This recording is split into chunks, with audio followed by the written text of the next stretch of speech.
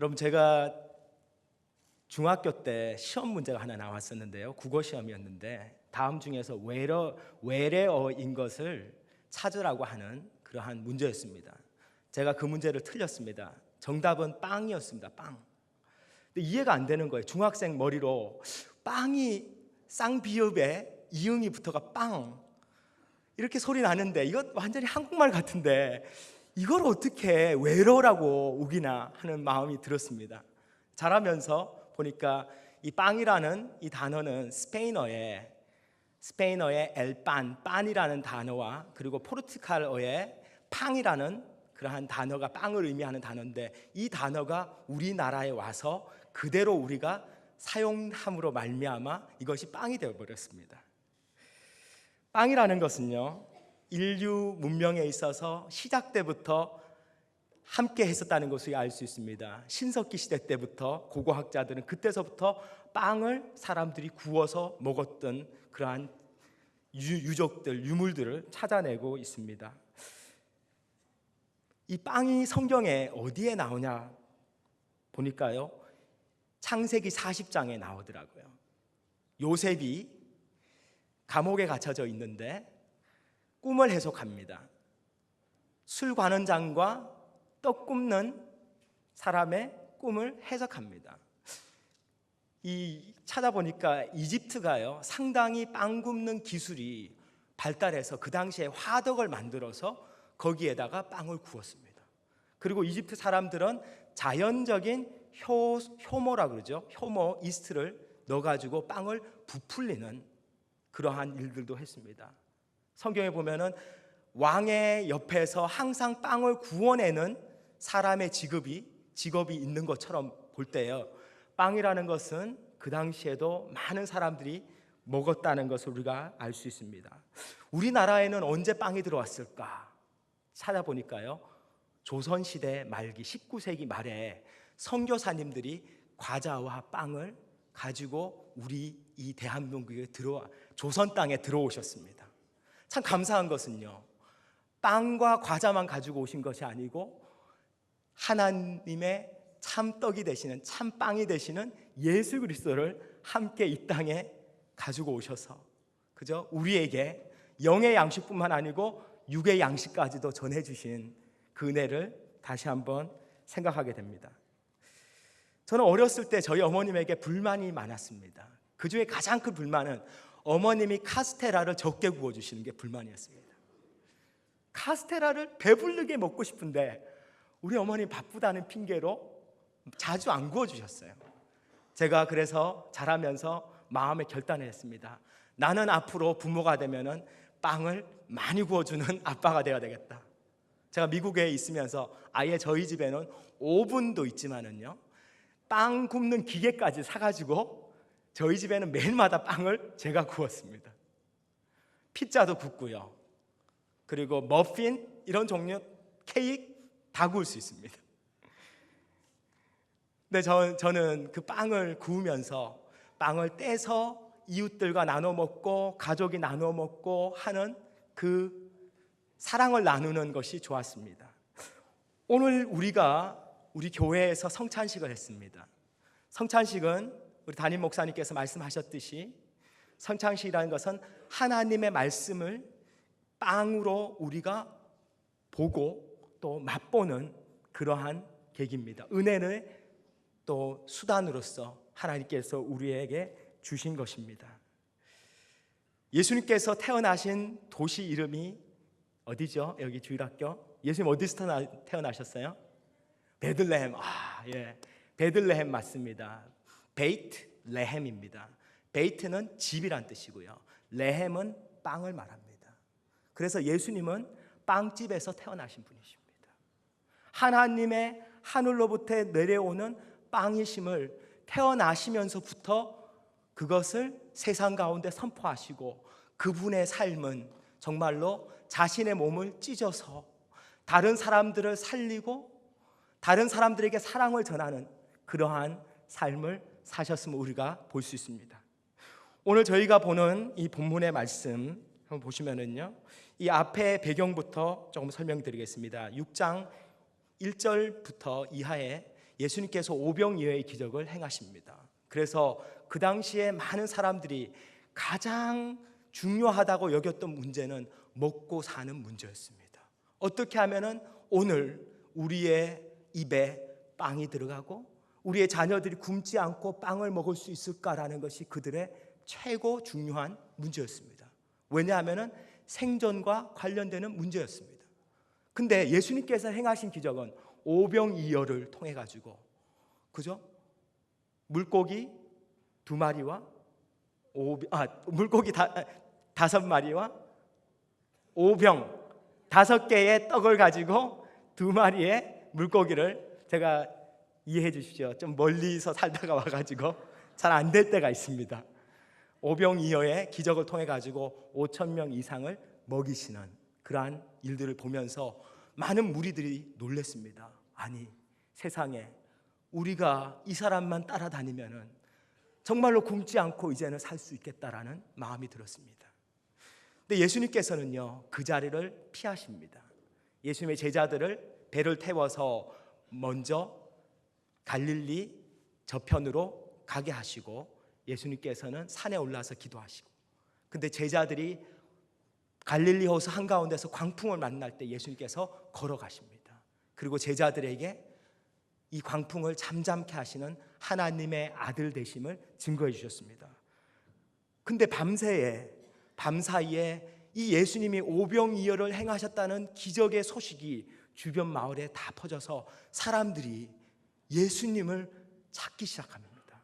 그러면서 예수님을 어저께 만났던 곳 찾아와 보니까 예수님이 안 계시는 거예요. 사람들에게 물어보니까 예수님이 어제 제자들은 먼저 보내시고 여기 계셨는데 행방을 알지 못해요. 수소문해 보니까 예수님께서 어디에 계시냐, 가버나움 회당에 계신다는 것을 듣고 사람들이 예수님을 찾아가서 25절에 묻습니다. 랍비여, 언제 여기 오셨나이까? 26절 말씀 한번 읽겠습니다. 같이 한번 읽겠습니다. 예수께서 대답하여 이르시되 내가 진실로 진실로 너희에게 이르노니 너희가 나를 찾는 것은 표적을 본 까닭이 아니요 떡을 먹고 배부른 까닭이로다. 예수님께서는 그 무리들의 마음을 알고 계셨습니다. 이 무리가 예수님을 찾아온 것은 예수님을 하나님의 아들로 믿는 것이 아니고 그들의 배를 채우기 위함이었다는 것을 주님은 알고 계셨습니다. 우리가 교회에 나오는 목적이 뭔지 한번 생각해 봐야 됩니다. 교회에 나오면은 자녀들이 잘 된다더라, 교회에 나오면은 사업이 잘 되고 그리고 하는 일마다 다 잘 된다더라, 그러한 생각을 하고 오시면은요, 사실은 성경적인 그러한 말씀과는 거리가 있습니다. 교회에 나오는 것은요, 예수 그리스도를 알기 위해서 나오는 것입니다.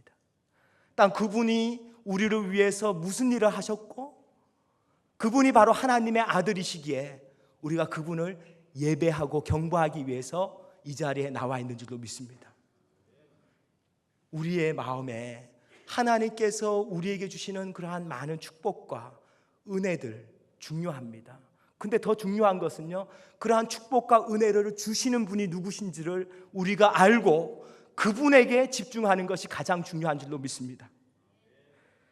예수님께서 그들을 향해서 27절 말씀에 이렇게 말씀합니다. 썩을 양식을 위하여 일하지 말고 영생하도록 있는 양식을 위하여 하라. 이 양식은 인자가 너희에게 주리니 인자는 아버지 하나님께서 인치신 자니라. 예수님께서 썩을 양식을 위해서 일하지 말고 영생을 위해서 일을 하라라고 말씀하고 계십니다. 우리는 매일마다 무엇을 추구하고 살고 있습니까? 혹시 우리는 하나님께서 우리에게 주신 많은 달란트와 건강과 물질들을 우리의 냉장고를 채우고 우리의 배부름을 위해서, 우리가 멋있는 옷을 사 입는 것을 위해서만 우리가 다 허비해 버리고 하나님께서 정말로 우리를 위해서 영원한 세계를 예비하고 계신다는 사실을 잊고 살진 않으십니까?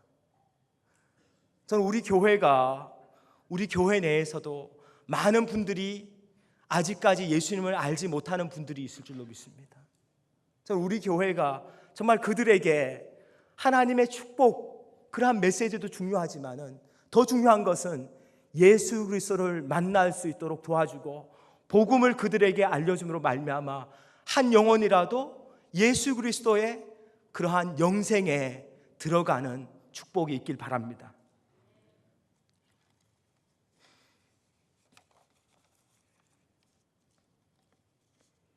28절에 그들이 묻되 우리가 어떻게 하여야 하나님의 일을 하오리까? 라고 묻습니다.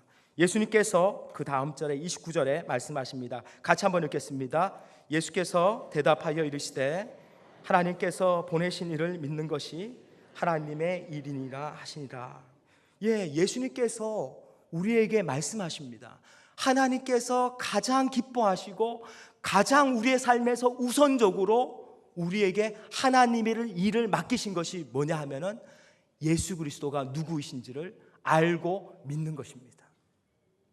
저는 우리 사월교회에 많은 분들이 찾아오는데요, 그분들이 오자마자 교회에서 일을 하는 것이 아니고 어떤 부서에 들어가서 일을 하는 것이 아니고 그분들이 정말로 복음의 메시지를 들을 수 있는 그러한 자들을 통해서 이분들이 영생함의 그러한 은혜를 체험하고, 그래서 하나님께서 주신 그 은혜로 말미암아 주님의 사랑에 감격해서 섬기는 사람들이 많이 나오길 바랍니다.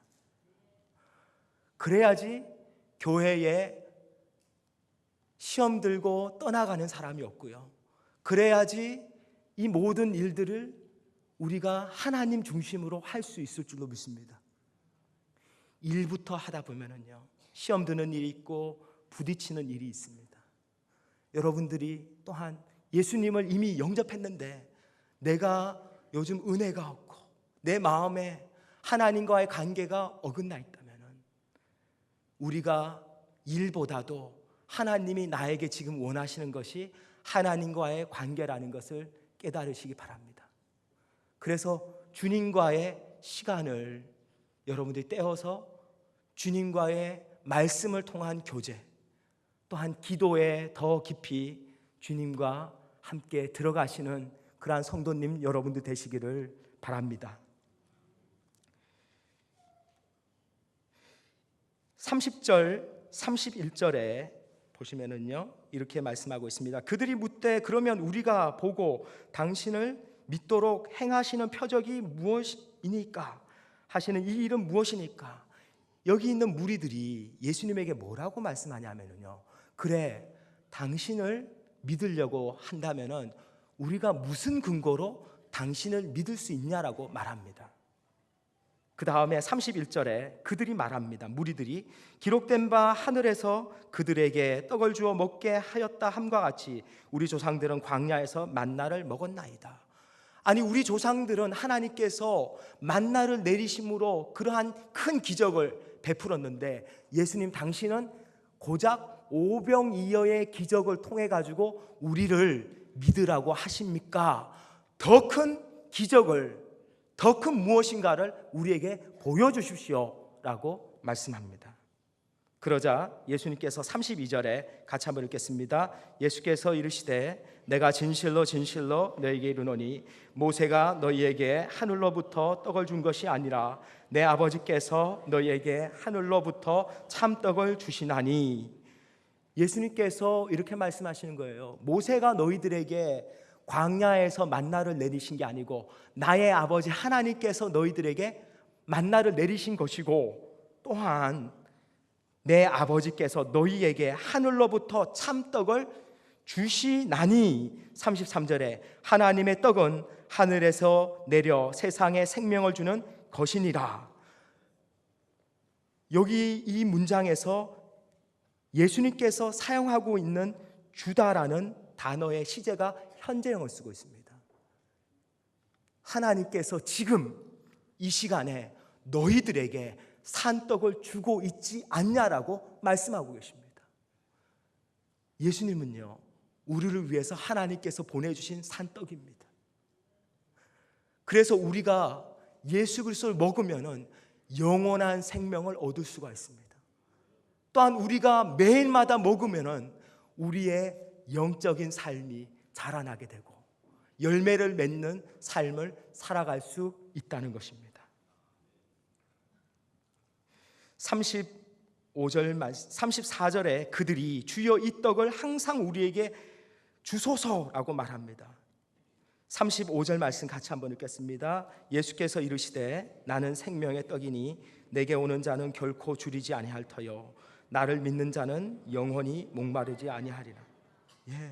예수님께서 자기 자신을 여기에서도 I am 이라고 말씀합니다. 에고 에이미, 마치 출애굽기 3장에서 모세 앞에 나오셨던 하나님께서 I am who I am, 나는 스스로 있는 자라고 말씀하실 때에 에고 에이미 그 단어를 쓰고 있습니다. 예수님께서 여기에서는 나는 생명의 떡이라고 말씀하고 있습니다. 내게 오는 자는 결코 줄이지 아니할 터이요 나를 믿는 자는 영원히 목마르지 아니하리라라고 말씀합니다.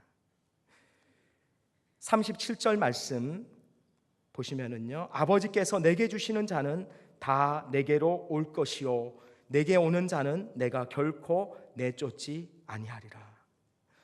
하나님께서 이 구절을 제가 찾아보면서 은혜를 받은 것이요, 예수님이 하나님의 산떡으로 오셔서 그냥 막 나눠줌으로 그것을 받아먹는 모든 자가 구원받는 것보다도 어떤 맥락이냐면 하나님께서 택한 자들이 있는데 그들이 예수님께 보냄으로 말미암아 그들에게 영생을 얻는 생명의 떡을 나눠줌으로 말미암아 구원을 받는다는 것을 말씀해주고 있습니다. 예수님께서 십자가에서 달리신 것은요, 이 세상의 모든 사람들을 위해서 돌아가신 것은 아닙니다. 하나님께서 세상을 이처럼 사랑하사라고 할 때 그 세상이라는 것은 인류 모든 사람을 의미하는 것이 아니고 하나님께서 택정한 자들을 의미하는 세상입니다. 만약에 예수님께서 이 세상 모든 사람들을 위해서 돌아가셨다면요, 뭐가 이루어져야 되냐면은 이 세상의 모든 사람들이 예수 그리스도를 십자가를 믿음으로 말미암아 다 구원받아야 됩니다. 왜? 하나님은 의도하시는 만큼 자신의 능력으로 그 일을 이루실 수 있는 분이 하나님이시기 때문입니다. 근데요, 예수님께서는 이 땅에 오신 것은 택정하신 자들을 주님께로 구원하기 위함이심을 우리에게 말씀해 주고 있습니다. 38절 39절에 내가 하늘에서 내려온 것은 내 뜻을 행하려 함이 아니요 나를 보내신 이의 뜻을 행하려 함이니라. 나를 보내신 이의 뜻은 내게 주신 자 중에 내가 하나도 잃어버리지 아니하고 마지막 날에 다시 살리는 이것이니라. 예수님께서 하나님이 맡겨주신 영혼들이 있습니다. 그 영혼들을 구원하시기 위해서 주님이 십자가에서 못 박혀 돌아가셨습니다. 그리고 주님은 그 영혼들을 구원하시고 하나라도 잃어버리지 않고 마지막 날에 또한 다시 살리기 위해서라고 말씀하고 계십니다. 그것이 하나님의 뜻이라고 말씀해주고 있습니다. 예수 그리스도를 이 땅에서 영접하는 자는요, 이 땅에서 죽더라도 주님이 오시는 그날에 영원히 사는 육신을 입고 우리가 주님 앞에 설 줄로 믿습니다. 그래서 우리는 주님을 영원토록 찬양하는 그러한 은혜가 있을 줄로 믿습니다. 그렇다면은 우리가 깨달아야 되는 것 중에 하나가 뭐냐 하면은 어떻게 하면은 우리가 이 주님의 살과 피에 합당한 삶을 살 수 있을까? 요한복음 15장 5절에서 7절 말씀을 한번 보겠습니다. 요한복음 15장 5절 7절 말씀 한번 보겠습니다.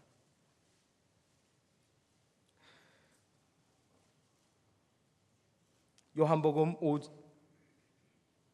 15장 5절부터 7절 나는 포도나무요 너희는 가지라 그가 내 안에 내가 그 안에 거하면 사람이 열매를 많이 맺나니 나를 떠나서는 너희가 아무것도 할 수 없습니다.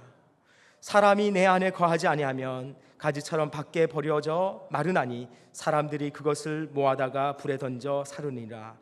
너희가 내 안에 거하고 내 말이 너희 안에 거하면 무엇이든지 원하는 대로 구하라 그리하면 이루리라.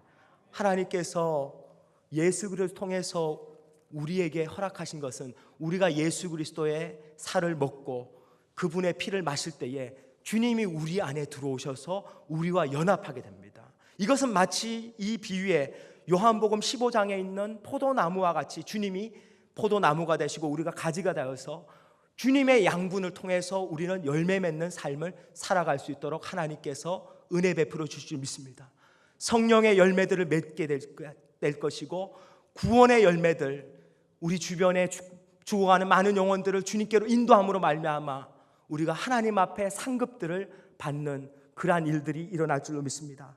갈라디아서 2장 20절에 또 한번 보시면은요, 갈라디아서 2장 20절 한번 보겠습니다. 갈라디아서 2장 20절에 한번 읽겠습니다. 내가 그리스도와 함께 십자가에 못 박혔나니 그런즉 이제는 내가 사는 것이 아니요 오직 내 안에 그리스도께서 사시는 것이라. 이제 내가 육체 가운데 사는 것은 나를 사랑하사 나를 위하여 자기 자신을 버리신 하나님의 아들을 믿는 믿음 안에서 사는 것이니라. 우리는 예수 그리스도와 함께 십자가에 못 박힌 줄 믿습니다. 그래서 우리 안에 내 자아가 사는 것이 아니고 예수 그리스도께서 나의 삶을 주장하시고 우리는 하나님을 섬기는데 하나님의 사랑에 우리는 감격해서 하나님을 섬기고 그분의 은혜 때문에 우리는 주님을 예배하는 줄 믿습니다. 성경에서 우리가 알아야 되는 것 중에 하나가요, 뭐냐 하면은 인간에게 있어서 가장 하나님께서 기뻐하시는 일은 예수 그리스도를 알고 그분을 믿는 것입니다.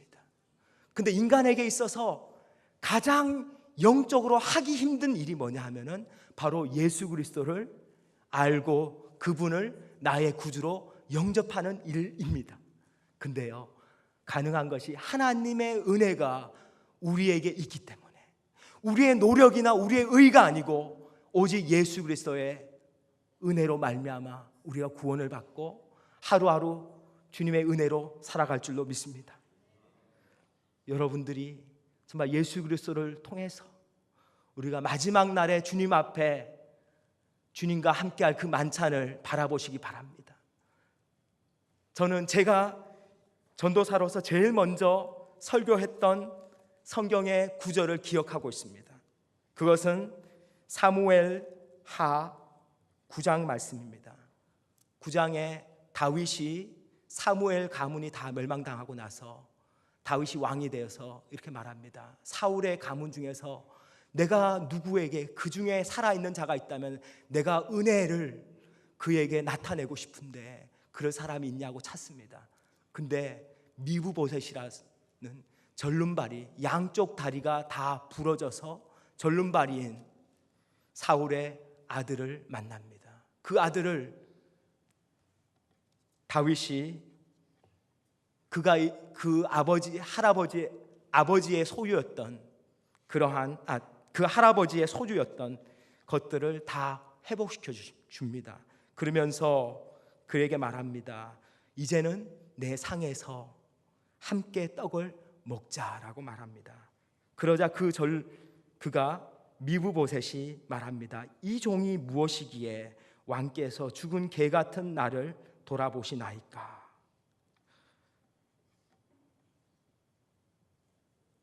다윗은요, 미브보셋이 한 것이 아무것도 없습니다. 하지만은 요나단과의 언약을, 그리고 요나단을 사랑하기 때문에 요나단의 아들 미브보셋에게 왕자와 같은 대우를 함으로 그가 매 식탁에서 다윗과 함께 떡을 뗀 것을 봅니다.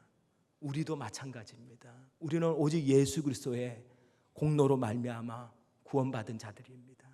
마지막 날에 천국에서 우리는 주님이 우리를 그 만찬에서 참석하게 하실 것이고 주님과 함께 떡을 뗄 그날이 있습니다.